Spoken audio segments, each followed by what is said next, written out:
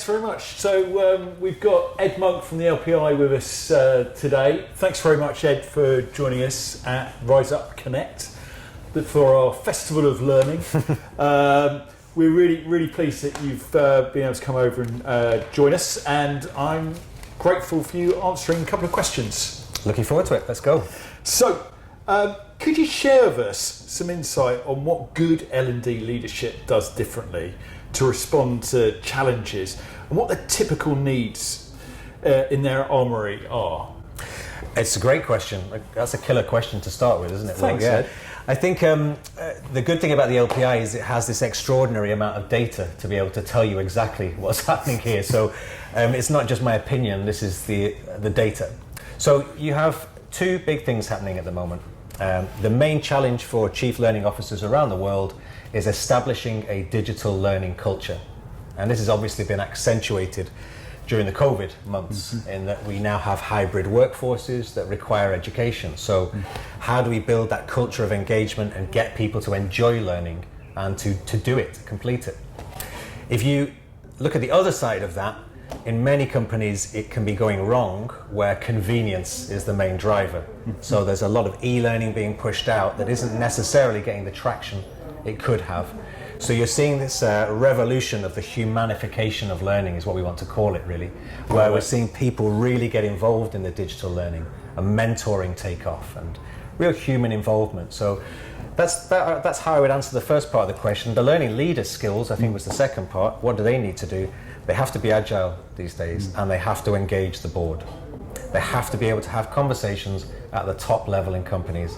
Otherwise, it's very difficult to demonstrate success. And to answer the second part of your question, Will, around the learning leaders' skills, I would say they need to be very agile now. This is a very, very difficult working environment that L&D leaders are working in. Agility is key, but also being able to engage the board of your company, the big decision makers. Learning is an economic imperative now. It's not a luxury, but being able to have those conversations with board members means you can demonstrate success more easily. Brilliant, and that feeds nicely into my second question. So in a world that's changing faster than ever before, companies are having to respond and be more agile. And how they build and adapt and create projects can often lead L&D to be quite responsive and tactical. What is it that great L&D leaders are doing to elevate themselves beyond that tactical position? Wow, okay, the great ones that I have the privilege of seeing are, first of all, engaged with the board, as we talked about, but they're also extracting data from companies. They understand what companies need.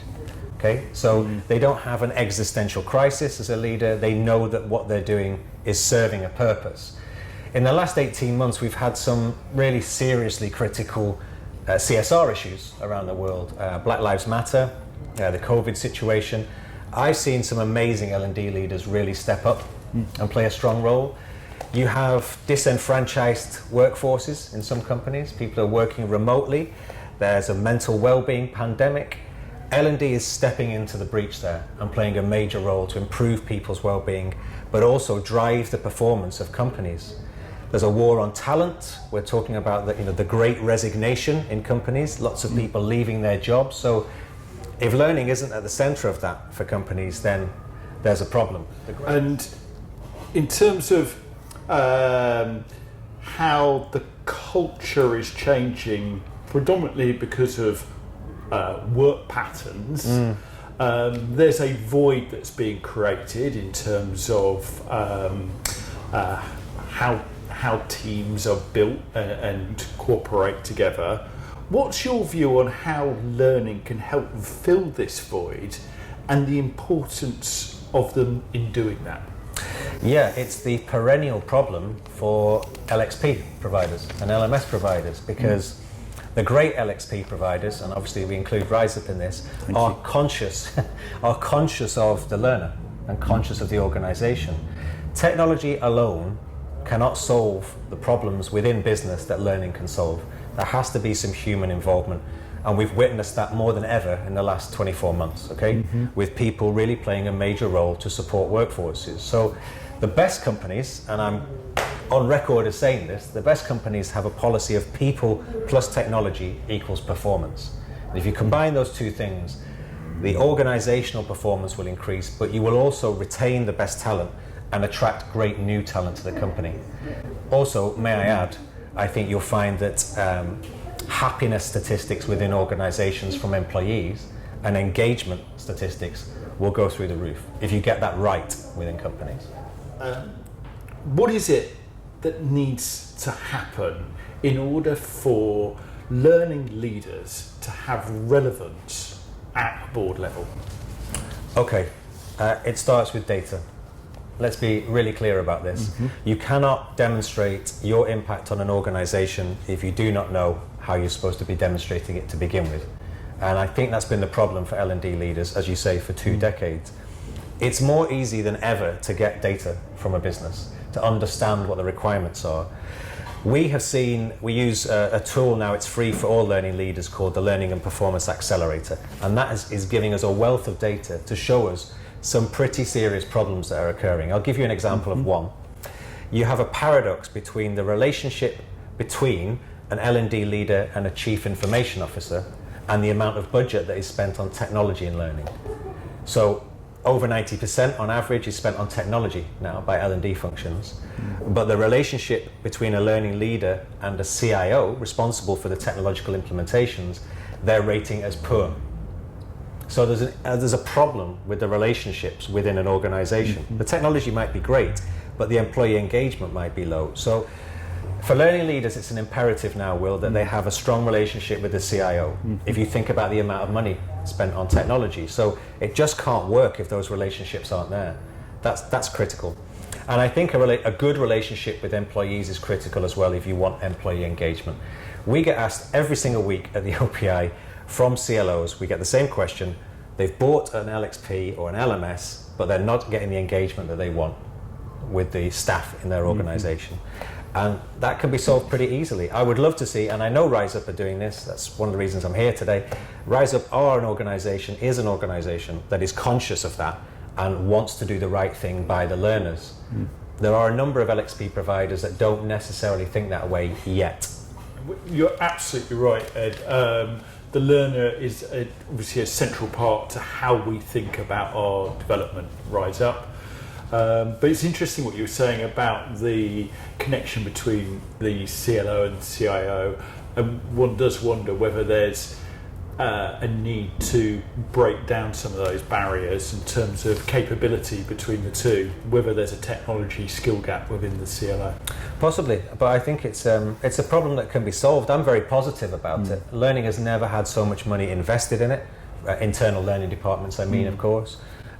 People are realizing that it's a gig economy within organizations now. Talent can move around onto different projects, which creates an amazing opportunity for learning and development departments because they're upskilling and reskilling people everywhere. So the opportunities now are endless. Learning in a recent McKinsey article was described as the new pension. So people are really investing in their own learning, and they're using technology, but they need to be guided through that by strong learning leaders.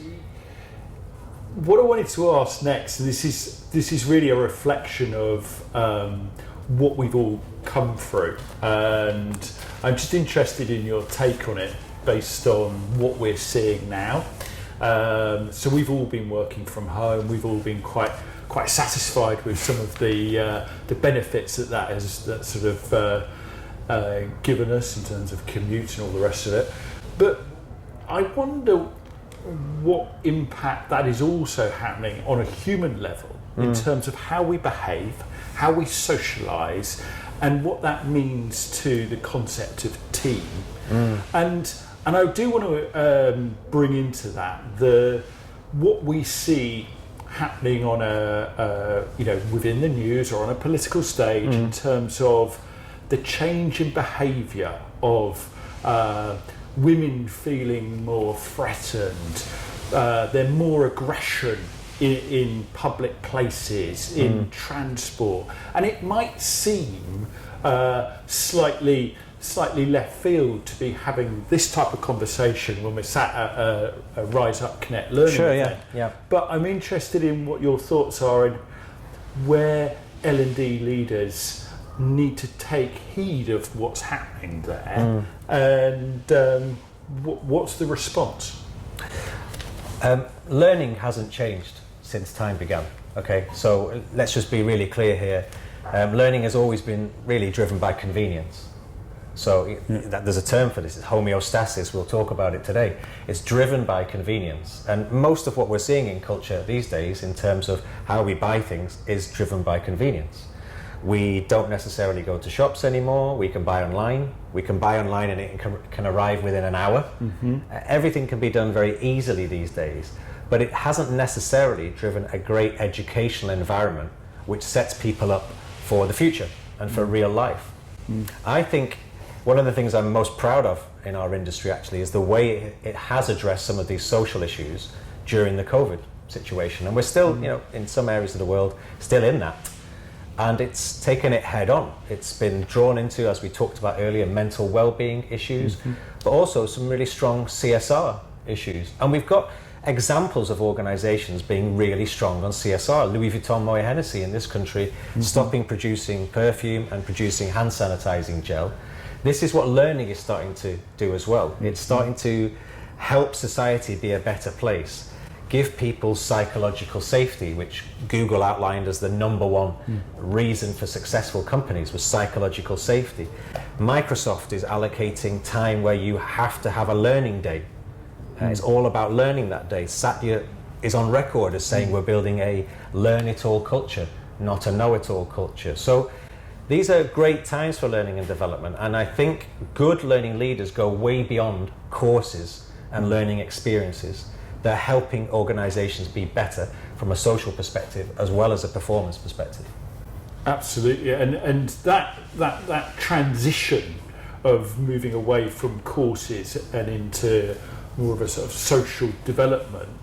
Do you see how that addresses the need, if you like, to be more blended in how we think about how we operate, whether it's teams collaborating or whether it's delivering learning? Yeah, I think so. Yeah, but I think, as I say, we are better than ever at this. Right. Learning was pretty static for a number of years, and it was all about courses. Learning now has to, again, another kind of catchphrase at the moment, it has to be where the learning is happening. This year, 2021, is the first year where all university graduates will have been born in this century.